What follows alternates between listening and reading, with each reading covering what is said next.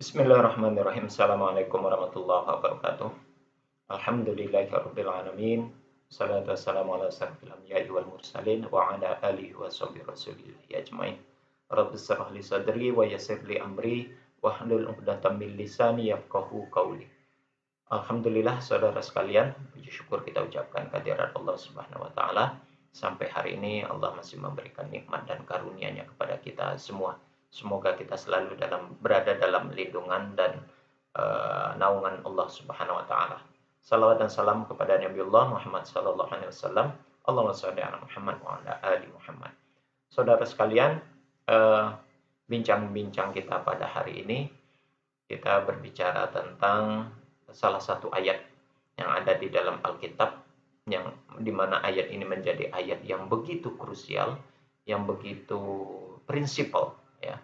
Ini salah satu ayat andalan yang menjadi pegangan bagi saudara-saudara kita yang beragama Kristen untuk melakukan baptis dan mengabarkan Injil kepada seluruh dunia. Ayat itu terdapat di dalam surat Matius pasal 28 ayat yang ke-19, ya. Ayatnya saudara, Matius pasal 28 ayat 19. Karena itu pergilah, jadikanlah semua bangsa muridku dan baptislah mereka dalam nama Bapa dan Anak dan Roh Kudus. Saudara sekalian, ayat ini sekali lagi seperti yang saya sampaikan di awal, menjadi ayat andalan, dasar daripada iman Kristen tentang pelaksanaan pembaptisan, membaptis seluruh manusia.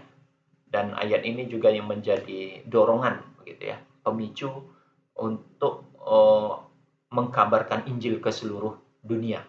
Artinya adanya kegiatan kristenisasi itu berdasarkan suruhan atau perintah yang terdapat di dalam Matius pasal 28 ayat yang ke-9, ayat ke-19, maaf.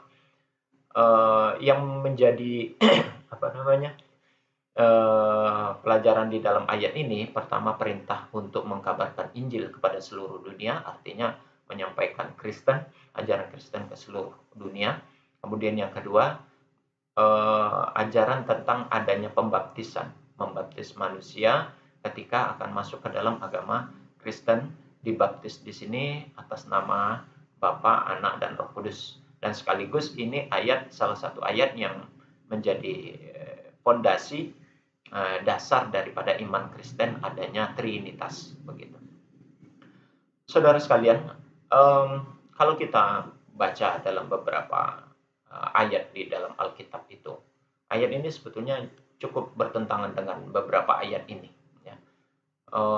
Saya katakan bertentangan kalau dalam Matius ayat 19 tadi dikatakan perintah untuk mengkabarkan Injil kepada seluruh dunia, ya, menjadikan seluruh dunia adalah murid Yesus, artinya mengkristenkan seluruh umat manusia di seluruh dunia dan membaptis mereka atas nama Bapa, Anak, dan Roh Kudus.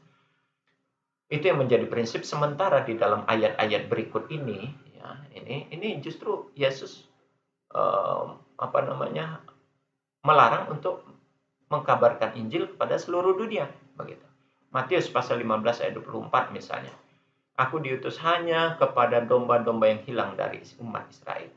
Matius pasal 10 ayat 5 sampai 6. Ke-12 murid itu diutus oleh Yesus dan beliau berpesan kepada mereka, janganlah kamu menyimpang ke bangsa lain atau masuk ke dalam kota orang Samaria, melainkan pergilah kepada domba-domba yang hilang dari umat Israel. Kemudian Yohanes pasal 17 ayat 9, kata Yesus, aku berdoa untuk mereka. Mereka itu adalah Bani Israel. Bukan untuk dunia aku berdoa, tetapi untuk mereka. Kisah Para Rasul, karena Roh Kudus mencegah mereka untuk menyampaikan Injil di Asia. Saudara, kita Indonesia ini salah satu bangsa negara yang berada di benua Asia. Jadi Roh Kudus melarang untuk mengkabarkan Injil di Asia, khususnya lagi di Indonesia, karena ini ayatnya. Dalam Injil Barnabas dikatakan pasal 10 ayat 30, sesungguhnya Yesus setelah menerima wahyu ini lalu mengetahui bahwa ia adalah seorang nabi yang diutus kepada Bani Israel. Jadi Yesus hanya diutus untuk Bani Israel. Saya katakan ayat ini adalah ayat-ayat yang kontradiktif dengan Matius pasal 28 ayat 19 tadi. Kalau dalam Matius pasal 28 ayat 19, di sana diperintahkan untuk mengkabarkan dan membaptis seluruh manusia, seluruh bangsa, seluruh dunia. Sementara di ayat-ayat ini Yesus tidak mau mengatakan begitu, gitu. Bahkan dilarang, Roh Kudus mencegah, begitu. Mencegah. Jadi ada terjadi kontradiktif isi di dalamnya, gitu ya. Terlepas dari isi yang ada di dalamnya itu, saudara sekalian, yang menjadi pembahasan kita kali ini tentang kedudukan Matius pasal 28 ayat 19 itu sendiri. Benarkah Yesus menyuruh untuk mengkabarkan Injil kepada seluruh bangsa? Itu pertanyaannya. Saya ada buku PDF ya, yang berjudul The Five Gospel. Nah, ini bukunya. Buku ini hasil dari seminar yang dilakukan oleh 76 ahli dari berbagai disiplin ilmu, dan mereka diyakini sebagai pakar Alkitab, Ya, mereka melakukan seminar ya di Eropa. Hasil dari seminar itu inilah yang dibukukan dalam The Five Gospel ini. Di sini ada dalam kotak merah ini tulisannya What did Jesus really say?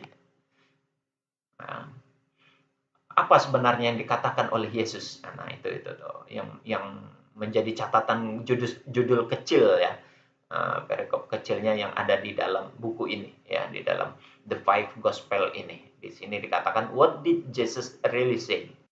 Apa sih sebenarnya yang diomongin oleh Yesus, atau benarkah perkataan Yesus itu di dalam buku ini dipilah-pilah, saudara.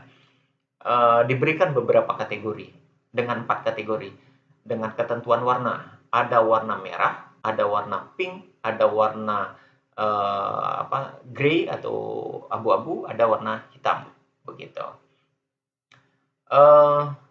Isinya di sini nih, kalau saudara buka nanti di halaman pertama di depan, di halaman pertama di dalam buku itu tertulis ini tulisannya nih.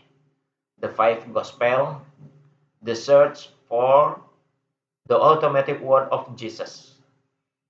Mencari perkataan-perkataan Yesus yang sebenarnya, yang asli, yang mana di dalam Alkitab itu. Jadi mereka diseminarkan Alkitabnya, lalu memilih dan memilah mana yang perkataan Yesus, mana yang bukan perkataan Yesus, mana yang benar-benar itu ucapan kalimat Yesus, dan mana yang bukan, begitu ya. Itu yang dia. Dan ketika mereka menjumpai dari hasil seminar itu, menjumpai perkataan dan yang bukan perkataan Yesus, mereka memberikan kategori, memberikan tanda. Ini tandanya ini. Kalau tulisan itu berwarna merah, red, di dalam buku itu, di dalam The Five Gospel itu, kalau ditulis dalam berwarna merah, maka keterangannya that is Jesus. Benar, itu diyakini perkataan Yesus. Maka diberi poin sebanyak 3. Nah, tapi kalau diberi warna pink, di sini dikatakan sure sound like Jesus. Kedengarannya seperti perkataan Yesus, seperti perkataan Yesus. Tapi kalau berwarna grey atau abu-abu, keterangannya adalah will maybe. Mungkin omongan Yesus, mungkin benar itu mungkin perkataan Yesus. Artinya itu masih diragukan. Sedangkan kalau black, nah, di dalam buku itu The Five Gospel tadi, kalau tulisan Alkitab itu diberi warna black atau hitam, maka dia katakan Jesus didn't say this. Jesus didn't say this. Yesus tidak pernah mengatakan ini. Artinya ini bukan perkataan Yesus. Maka dia beri angka 0.0 dengan kata-kata itu. Nah, ironinya saudara, kesimpulan dari para ahli itu berkaitan dengan pemilahan dan pemilihan ayat-ayat Alkitab. Ternyata yang berwarna merah itu hanya 18% saja. Dari 100% isi Alkitab itu, tulisan ayat-ayat Alkitab itu, hanya 18% itu berwarna merah. 18% dari seluruh isi Alkitab itu, ternyata tulisan yang berwarna merah itu hanya 18%. Artinya, perkataan Yesus di situ itu sangat sedikit sekali, hanya 18%. 82% itu berwarnanya antara pink, grey, atau black. Diperkirakan seperti perkataan Yesus, ada mungkin ini Yesus ngomong, bahkan yang lebih banyak adalah berwarna black atau hitam. Jesus didn't say this. Yesus tidak pernah mengatakan itu. Gitu.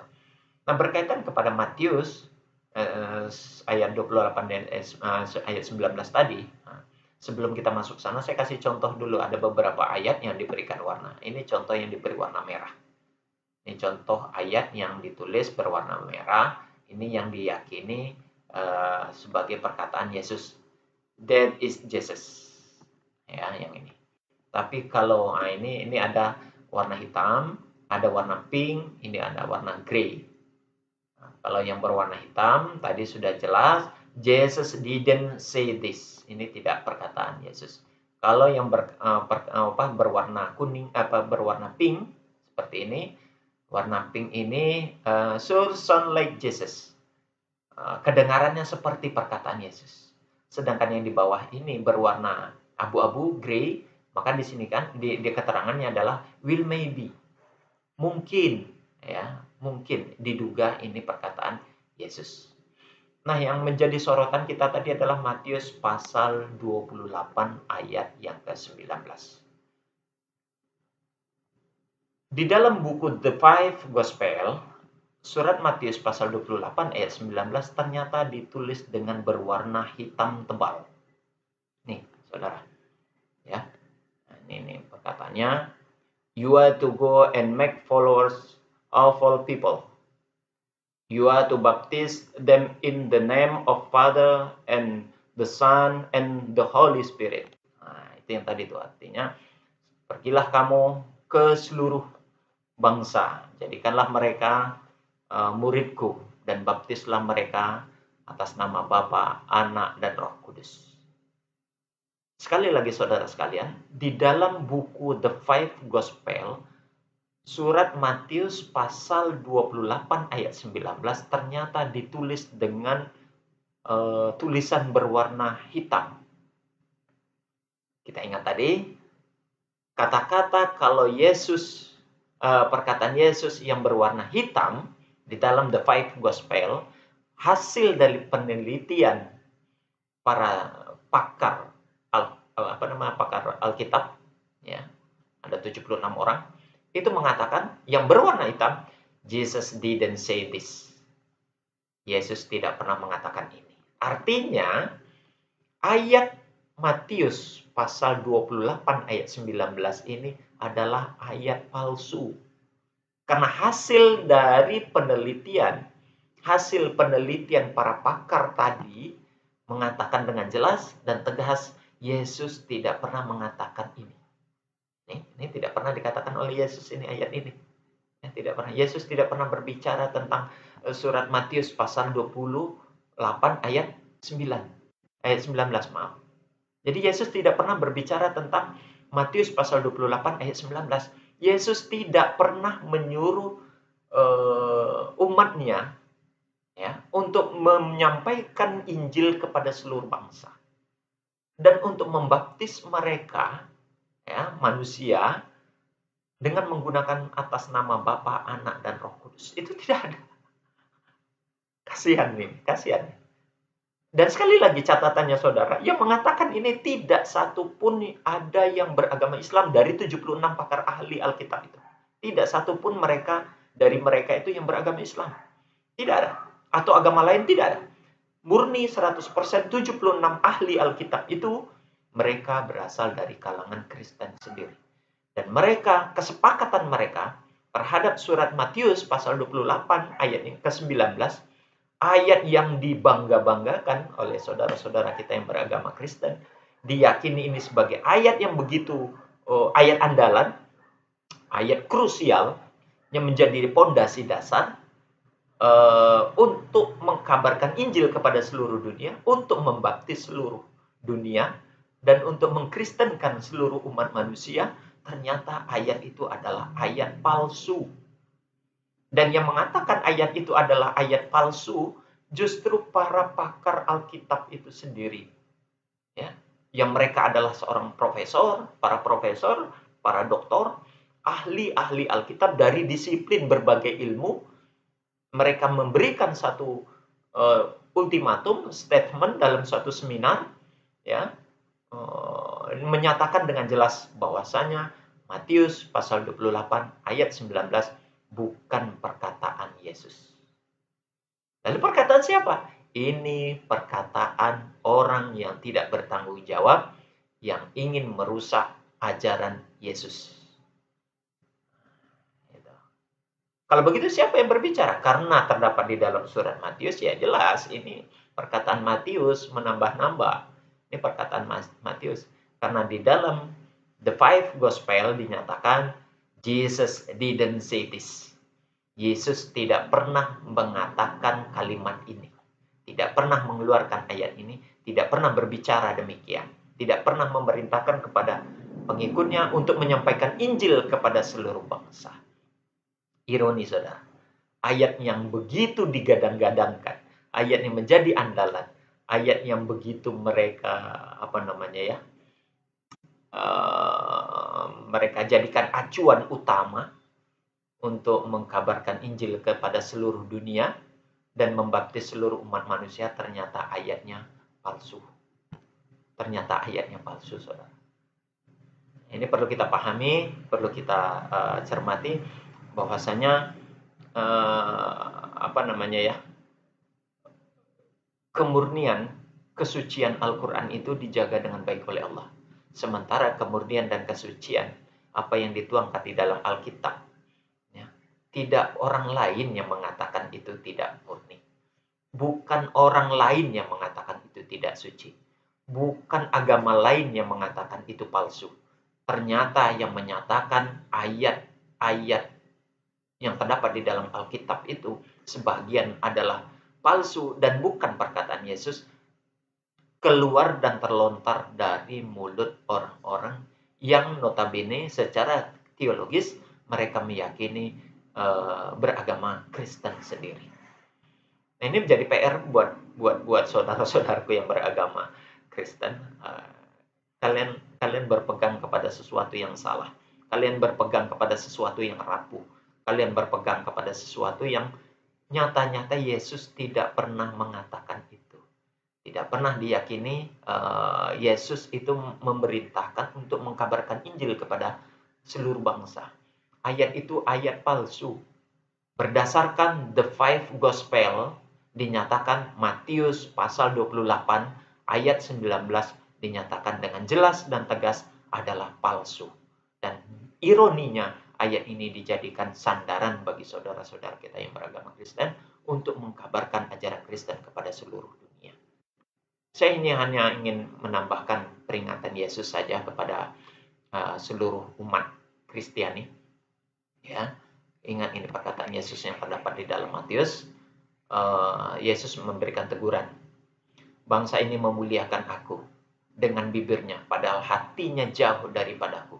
Percuma mereka beribadah kepadaku, sedangkan ajaran yang mereka ajarkan ialah perintah manusia. Biarkanlah mereka itu orang buta yang menuntut orang buta. Jika orang buta menuntut orang buta, pasti keduanya jatuh ke dalam lubang. Lubangnya tentu lubang kesesatan. Ya. Matius pasal 7 ayat 21. Bukan setiap orang berseru kepadaku, Tuhan, Tuhan, akan masuk ke dalam kerajaan surga, melainkan dia yang melakukan kehendak Bapakku yang di surga. Saudara sekalian, baik yang beragama Islam maupun yang beragama Kristiani, semoga ini menjadi iktibar bagi kita bersama, pelajaran untuk mencermati kembali tentang aktivitas dan tentang ayat-ayat yang diyakini, tanda kutip diyakini oleh saudara kita yang beragama Kristiani, bahwasanya itu firman Tuhan katanya. Ternyata hal ini dimentahkan oleh para pakar ahli Alkitab sendiri. Ya, ada 76 pakar ahli Alkitab dari berbagai disiplin ilmu. mereka melakukan seminar, dan kesimpulannya di dalam The Five Gospel dinyatakan surat Matius pasal 28 ayat 19 yang menyatakan Yesus untuk memerintahkan orang-orang Kristen untuk membaptis manusia, ternyata ayat itu adalah palsu. Demikian saudara, terlebih dan terkurang mohon maaf. Kita tutup dengan kafaratul majelis. Subhanakallahumma wa bihamdik, asyhadu an la ilaha illa anta, astaghfiruka wa atubu ilaik. Assalamualaikum warahmatullahi wabarakatuh.